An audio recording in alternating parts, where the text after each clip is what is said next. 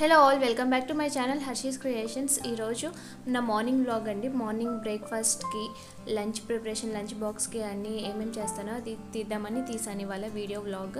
So morning లేకగానే brush చేసేసుకుని hot water తాగేస్తాం మేము, వేడి నీళ్ళు. నెక్స్ట్ జావాకి ప్రిపరేషన్ చేస్తున్నాను. మేము ముగ్గురు ఉంటాము, నేను మా హస్బెండ్ 3 years బాబు ఉంటాడు, వాడికి కూడా మా ముగ్గురికి 3 glasses ఆఫ్ వాటర్ తీసుకున్నాను. దీనిలో నేను ఆర్గానిక్ బెల్లం పౌడరే వాడతాను ఎక్కువ, లేదంటే పతాంజలిది వాడతాను. పతాంజలిలో కూడా దొరికిద్ది ఆర్గానిక్ది, అది కానీ లేదంటే ఆన్లైన్లో కానీ పెట్టేసుకుంటే ఆర్డర్. ఇదైతే ఒక 4 spoons వేస్తున్నాను.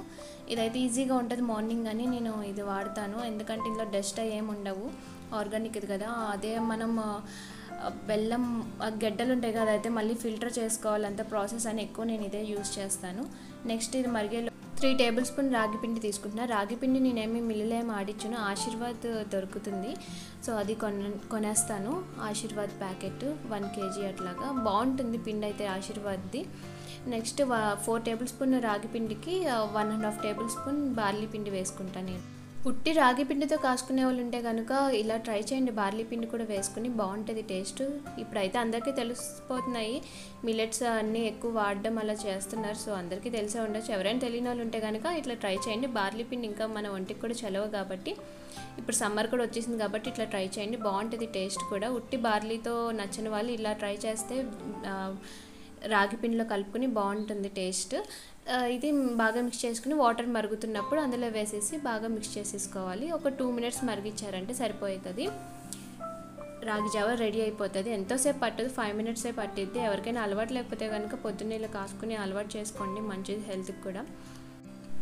జావ ఇలానే కాసుకోవాలని లేదు, కొంతమంది చిక్కగా కాసుకుంటారు, కొంతమంది ఇలా పలుచగా కాసుకుంటారు. మేమైతే కొంచెం ఇలా పలుచగానే కాసుకుని తాగుతాము, కొంతమంది గట్టిగా కాసుకుని కూడా తాగుతారు, అది మీ ఇష్టం. ఇంకా జావ అయితే అయిపోయింది, ఇంక స్టవ్ ఆఫ్ చేసి పక్కన పెట్టేశాను. నెక్స్ట్ మా హస్బెండ్కి లంచ్ బాక్స్ పెట్టాలి, దానికి ప్రిపరేషన్ చేస్తున్నాను. సొరకాయ కూర వండుదామని సొరకాయ తీసాను. ఈ ఫుల్ అయితే మాకు ఎక్కువైపోయింది, అండ్ ఒక పావు వంతు తీస్తే సాంబార్ కానీ ఎప్పుడైనా సొరకాయ పెరుగు పచ్చడి అలాంటి దానికి ఉపయోగపడిద్దని నేను ఎప్పుడు సొరకాయ తెచ్చినా సరే ఇలా పావు ముక్క తీసుకుని పక్కన పెట్టుకుంటాను. ఒక 2 days తర్వాత అట్లా చేస్తాను ఏదైనా సాంబార్ కానీ అట్లా. నెక్స్ట్ దానికి ఉల్లిపాయ ఒకటి తీసేసుకుని 2 పచ్చిమిర్చి తీసుకున్నాను. ఉల్లిపాయ అయితే కట్ చేసేసుకుని రెడీగా ఉంచేసుకున్నాను. స్టవ్ వెలిగించేసుకుని ఆయిల్ ఒక 2 tablespoon వేసేసుకోవాలి సొరకాయ కూరకి. సొరకాయ కూరలో మనం ఎండుమిర్చిని పచ్చిమిర్చితోనే చేసుకుంటేనే బాగుంటుంది, ఎక్కువ కారం వేయకుండా. ఆయిల్ హీట్ అయిన తర్వాత ఒక హాఫ్ టేబుల్ స్పూన్ చొప్పున మినప్పప్పు, శనగపప్పు వేసేసుకొని అవి వేగిన తర్వాత ఆవాలు, జీలకర్ర పావు టేబుల్ స్పూన్ చొప్పున వేసేసుకోండి. అవి కొంచెం వేగిన తర్వాత ఎండుమిర్చి ఒకటి వేసేసేయండి. ఎండుమిర్చి కారాన్ని బట్టి చూసుకోవాలి, కొన్ని ఎండుమిర్చిలు అయితే కారం ఉండవు, నాది ఎక్కువే ఉంటుంది కారం, అందుకని నేను ఒకటే వేసాను. నెక్స్ట్ ఆనియన్ వేసేసేయండి, కట్ చేసిన ఆనియన్, పచ్చిమిర్చి వేసేసేయండి.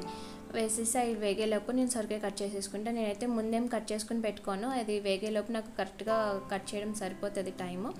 నాకైనా ముందు కట్ చేసుకోవాలన్నా టైం కూడా సరిపోదు. అండ్ ఇది కరివేపాకు, మాకు ఇక్కడ మేము జంషెడ్పూర్లో ఉంటామని చెప్పా కదా, సో మాకు ఇక్కడ కరివేపాకు చెట్లు అయితే అక్కడక్కడ కనిపిస్తాయి, కానీ దొరకవు. మార్కెట్లో అయితే ఎవరు అమ్మరు ఇక్కడ కరివేపాకు, మన సైడ్ హైదరాబాద్, విజయవాడ లాగా అమ్మరు, అసలు ఎక్కడ దొరకదు కరివేపాకు అనేది, ఇంట్లోనే చెట్టు ఉంటేనే తప్ప.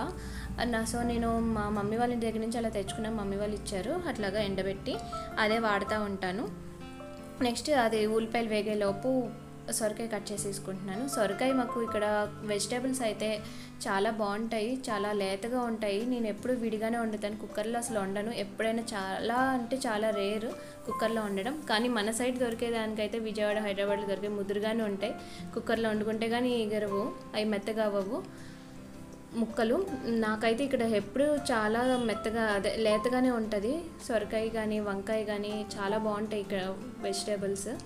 అవి ఈ లోపు కరెక్ట్గా నాకు ఉల్లిపాయలు వేగిపోయినాయి, సొరకాయ కట్ చేసుకునే లోపు. ఇవి ఇంకా సొరకాయ వేసేసి సరిపడా సాల్ట్ వేసేసుకొని మూత పెట్టేసామంటే ఒక 15 minutesలో కర్రీ అయిపోతుంది, బాగానే తొందరగానే అయిపోతుంది, ఎక్కువసేపు ఏమి కూడా పట్టదు. సరిపడా సాల్ట్ వేసేసుకోండి.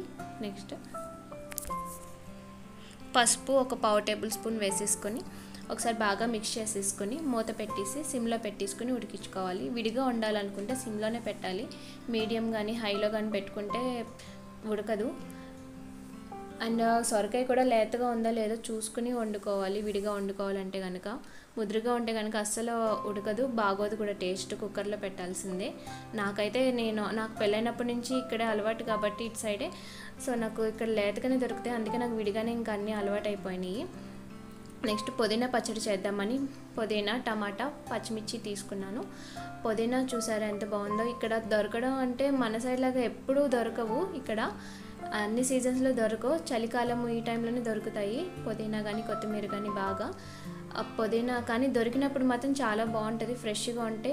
చాలా పెద్దగా చూసారు ఎంత పెద్దగా ఉన్నాయో అసలు పుదీనా కాడలు బాగుంటాయి. సో నేను అన్నీ ఇలా గిల్లేసుకుని రెడీ చేసేసుకుంటున్నాను. పచ్చడికి కాబట్టి మనం మొత్తం ఉట్టి ఆకులే తీయక్కర్లేదు, లేతగా ఉన్న చివర్లు ఉన్న కాడలు కూడా తీసుకుంటే మంచిది. హెల్త్కి మంచిదే, తినాలి. కాడలు కూడా కొంచెం కొంచెం నేను లేతగా ఉన్నాయి తీస్తాను పచ్చడికి కాబట్టి. అదే మనం బిర్యానీలో వాటిలోకి అయితే బాగోదులేండి. అవి తీసేసుకొని కడిగేసుకొని రెడీ చేసేసుకోవాలి. ఈలోపు కూర కూడా మధ్య మధ్యలో తిప్పుకుంటా కుక్ చేసుకుంటా ఉన్నాను. ఇంకా ఆల్మోస్ట్ అయిపోవచ్చింది, నీళ్ళన్నీ ఎగిరిపోయినాయి. ఇంకొక 5 minutes మూత పెట్టేసి ఉంచితే ఇంకో సాఫ్ట్గా అయిపోతుంది. ఇంకొంచెం సాఫ్ట్గా సగం పైన ఉడికిపోయింది. మా హస్బెండ్ లంచ్ బాక్స్లోకి అయితే 2 varieties కంపల్సరీ ఉండాల్సిందే, లేదంటే అంత సాటిస్ఫాక్షన్గా తినరు. సో అందుకని మోస్ట్లీ నేను కూడా 2 varieties చేసి పెట్టడానికి ట్రై చేస్తాను. ఎప్పుడైనా అన్ఈజీగా ఉంటే కనుక ఒకటే చేసి పెడతాను, కానీ ఏమనరు, అడ్జస్ట్ అయిపోతారు, ఏం పర్వాలేదు. కానీ సాటిస్ఫాక్షన్గా తినడానికి నేను మోస్ట్లీ 2 varieties ఏదో ఒకటి చేసి పెట్టేస్తాను. ఇవాళ అయితే రోటి పచ్చడి, ఇట్లాగా పుదీనా పచ్చడి, సొరకాయ కూర వండుతున్నా. దానికి ఫస్ట్ పచ్చడికి అయితే బాండ్లీ పెట్టేసుకుని నూనె ఒక 1 tablespoon వేసేసుకుని, పచ్చిమిర్చి కారాన్ని బట్టి మీరు చూసుకుని వేసేసుకుని అవి వేగిన తర్వాత పుదీనా వేసేసేయండి. ఒక కట్టు ఉంటుంది పుదీనా, నాది చాలా పెద్దది చూసారు కదా, ఇలా చూపించా కదా. అందులో నేను ఒక పావు వంతునే తీసుకున్నాను ఆ కట్టలో నుంచి. అయినా సరే ఇంత వచ్చింది పుదీనా నాకు. మన సైడ్ అయితే చిన్నగానే ఉంటాయి కదా కట్టలు, అది ఒక కట్ట తీసుకున్నట్టు ఉంటుంది లెక్క. ఇది పోల్చుకుంటే దాంతో ఇలా తీసేసుకొని అది ఒక 1 minute కానీ 2 minutes కానీ వేయించండి. పుదీనా ఎక్కువసేపు ఏం అవసరం లేదు. ఈలోపు కర్రీ అయిపోయింది నాకు. సో నేను ఒక పావు tablespoon వేసాను కారం, చూసారు కదా, ఎక్కువేం వేయద్దు. సొరకాయ కూరలోకి ఎప్పుడైనా పచ్చిమిర్చి ఎండుమిర్చితో చేస్తేనే బాగుంటుంది కర్రీ. కారం వేసేసి ఒక 1 minute వేయించండి. ఈలోపు నాకు పుదీనా వేగిపోయింది. సో టమాటా వేసేసి ఒకసారి తిప్పేసుకొని మూత పెట్టేసి మగ్గించుకోండి పచ్చడిని.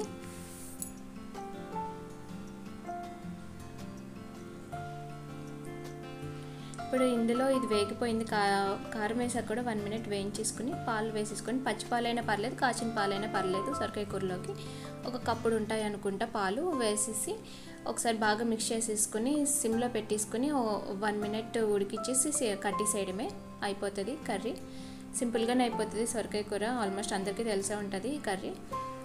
వేసి నెక్స్ట్ నేను రైస్ కూడా ఈలోపు ప్రిపేర్ చేసేస్తున్నాను. రైస్కి నేను స్టవ్ వాడిన ఎక్కువ. ఈ కెటిల్ ఆన్లైన్లో తీసుకున్నాను నేను, కెటిల్ అమెజాన్లో బాగుంటుంది.